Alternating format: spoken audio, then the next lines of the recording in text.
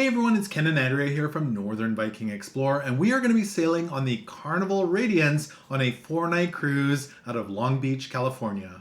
Now, I don't know about you, but often when we book a vacation, I wonder if we've made a mistake because I've got some questions and some fears about this cruise. Yeah, so today we're going to be sharing with you our 10 questions and fears that we have of sailing on the Carnival Radiance. The way this is going to work, we are going to ask the questions now before we've sailed, then we'll come back to you with our future selves and answer them. So let's go ahead and dive right into our questions and fears of the Carnival Radiance.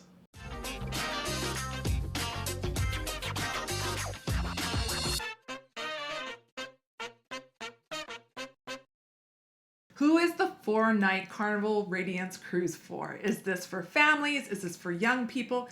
Is it for people looking to party or to relax? Let's find out. Well, I would say there was definitely a mixed group on this cruise. The cruise director actually said that they were looking to attract families for this ship, and there was a lot about family activities. So the ropes course, water slides, pools, arcade, all that kind of stuff was on there. What were your thoughts? Yeah, I would definitely say there were a lot of families, but there were also a lot of people looking to party it up. Yeah. I think being a 4-night cruise, they're really trying to cram in as much as they can and really party. Yeah, I would say there was a larger party crowd on this 4-night cruise than when we've done the 7-night Carnival cruises out of Long Beach. So I would say that's true for sure. And there was less people that were kind of looking for a mellow downtime type of cruise. That's true. It wasn't so much of a romantic, quiet cruise. It was either you were busy with families and children or you were looking to party. Yeah, looking for those activities, parties, entertainment. And I think people were really trying to get full value out of their 4 days on this cruise, whereas maybe you can be a little bit more relaxed if you have 7 days. But it was definitely enjoyable, but it was definitely a mixed group on this cruise. Will there be the same level of entertainment on a shorter Carnival cruise? Will there be singing and dancing or will it be mostly comedy? Yes, I would say there's the same level of shows and entertainment as a longer Carnival cruise. So both for things like comedy as well as the evening shows and other kind of entertainment around the ship. So there was lots of comedy. Lots of comedy. Yeah. And music in kind of the lobby or the atrium. There's quite a bit of that. They had the morning wave show, which is typical on Carnival. So you can watch that on the TV. Or we went and watched it live, actually. But it's on the screens and the TV. Other things, trivia. Karaoke, bingo is big. There's lots of bingo. And then some of the kind of main shows. So, of course, they did the Welcome Aboard show. Which is pretty classic, hey? Like, gives you kind of a sampling of what's coming that week. There's a little bit of singing and dancing. Playlist Productions typically does a few songs. There was only one playlist production show during our sailing, Rock Revolution. And I enjoyed that. Yeah. We've seen it before on other Carnival ships on longer sailing, so that was on here. And then some of the other ones, there was Deal or No Deal as one of the evening shows, as well as the classic Love and Marriage show. That is definitely a classic. Yeah. So I would say overall, it was the same level of entertainment that you'd find on the longer 7-night or 8-night Carnival cruises. So yeah, that's kind of what... It was busy. It was busy. There was lots to do for sure. Being that this is a 4-night cruise, which theme parties will there be? We don't know. So there were a lot of the typical Carnival parties that you'd see even on the longer cruises on this shorter 4-night cruise. My favorite, the 80s rock and glow party up along the Lido deck. It's a lot of fun. Some people dress up in 80s clothes. They've got glow sticks. It's fun to watch too. And even if you don't like dancing, it's fun to go up there and take in the atmosphere and watch. So that was really fun. The only other party on our sailing that was out on the Lido deck was, of course, the sail away party, which is probably the biggest party on the cruise. It's tons of fun. Everyone's excited about their trip, and you don't want to miss out on this party. Other than that, everything else was down on the lower decks and in the Radiance lobby. That's right. White Hot Night? Yes, that's a classic. So you can dress up in white and go and dance. Even if you're not wearing white, though, you can go join in. But quite a few people are all decked out in their white clothing. There was the 70s and Motown music trivia party. So a lot of, the 70s music, of course, with that one.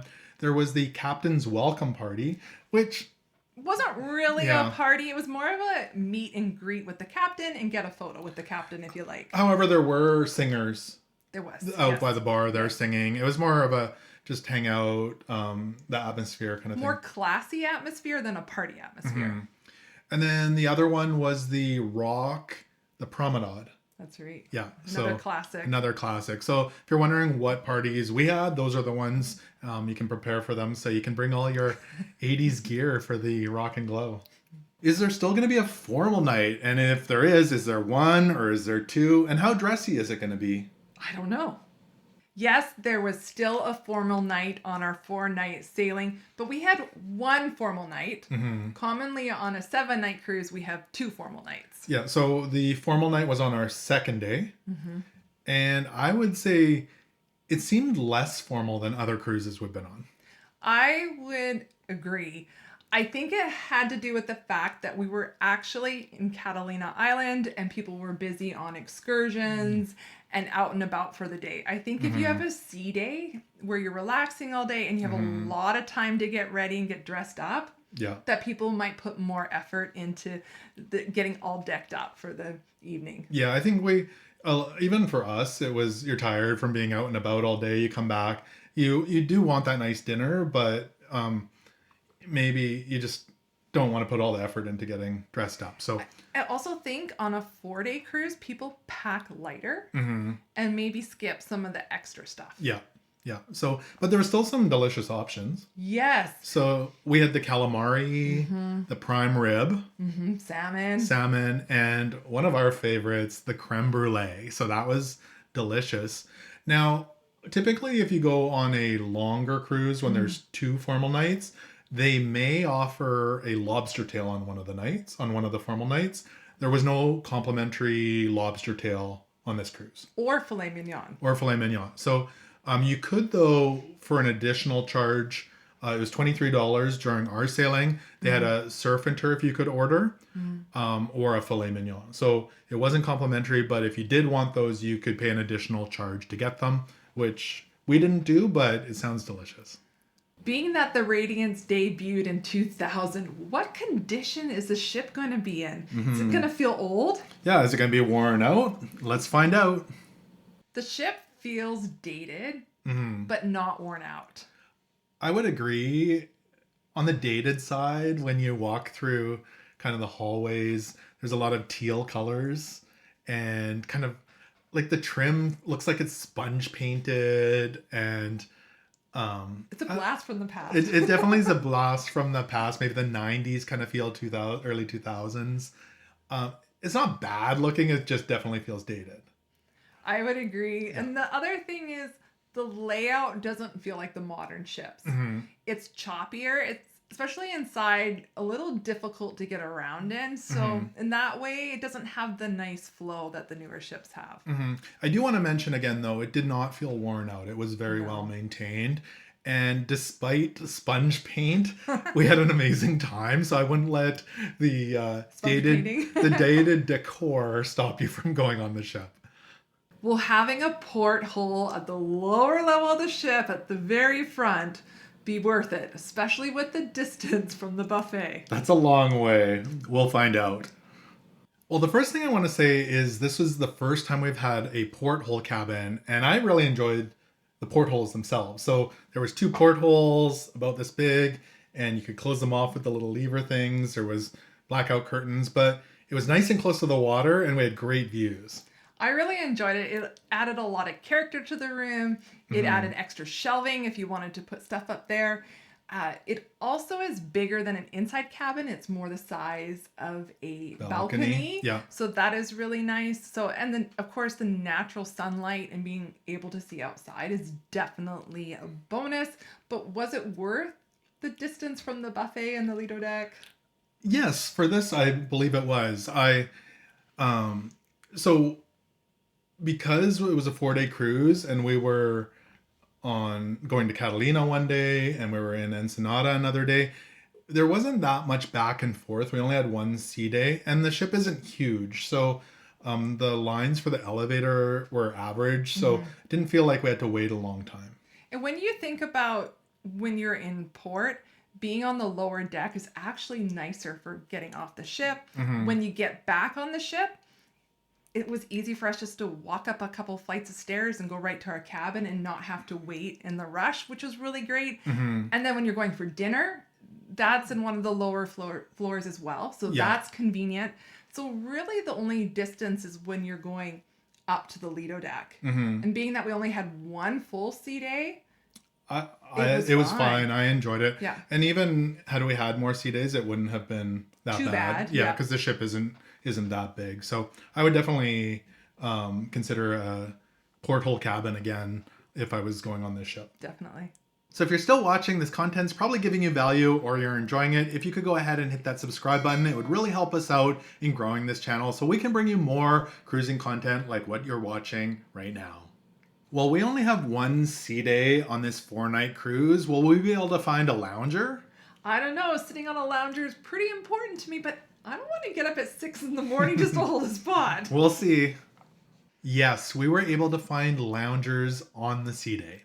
I was pleasantly surprised. I think the layout of the Lido deck and how they have different tiers around the pool provided extra seating where you could see the whole Lido deck and enjoy what's going on.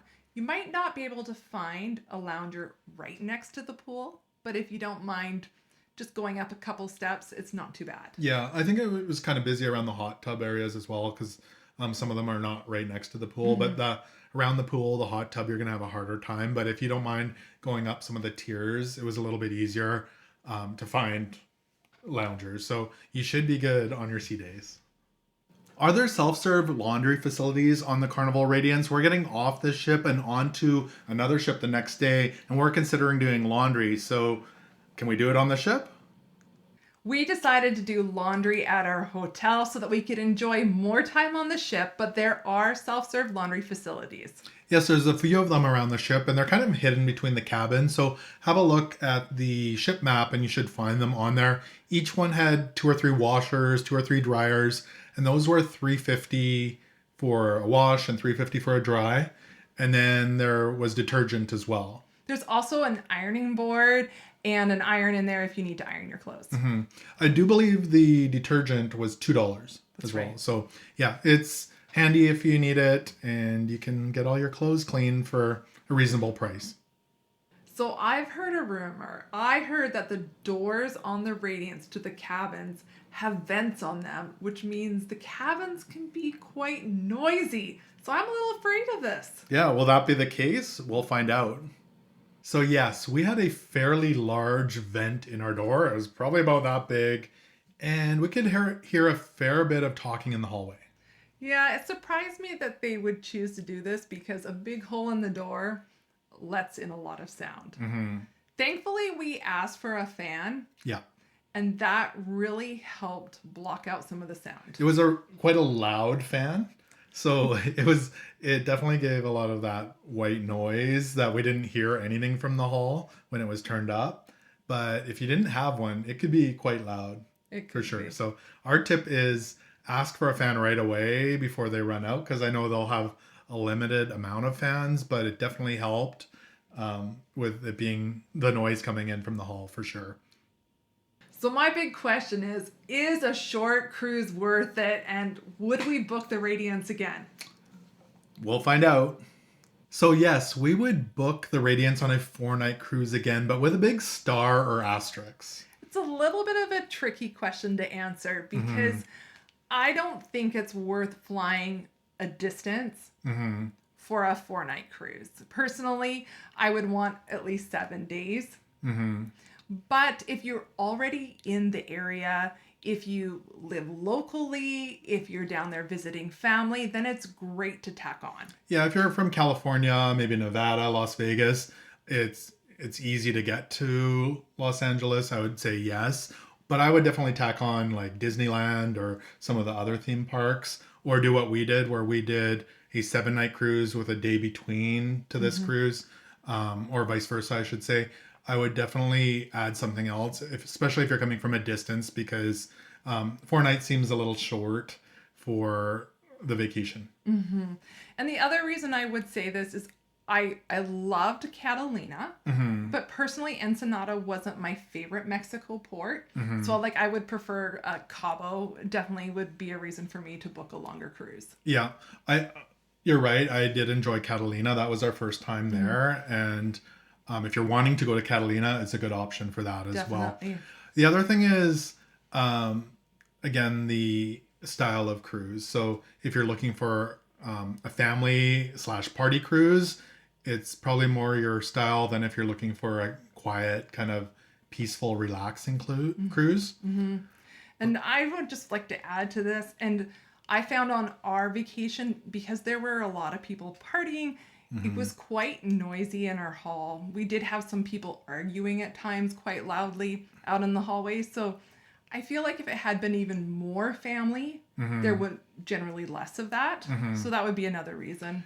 And again, I would book it again to, even though the ship is aged with all the sponge painting and stuff, it was well maintained. So that wouldn't deter me from booking the ship because of thinking it's an old ship. It is aged, but it's well maintained. It's still a fun ship, and it has lots of the fun amenities that you find on other Carnival cruises. Yeah, we had a great time on this ship. So I think those are things to consider if you're looking to book on the Carnival Radiance on a 4-night or short cruise. So hope you enjoyed our 10 questions and fears about sailing on the Carnival Radiance. If you did enjoy this video, make sure to give it a thumbs up and subscribe so you don't miss out on more cruising content. Thank you so much for watching. Until next time, happy cruising.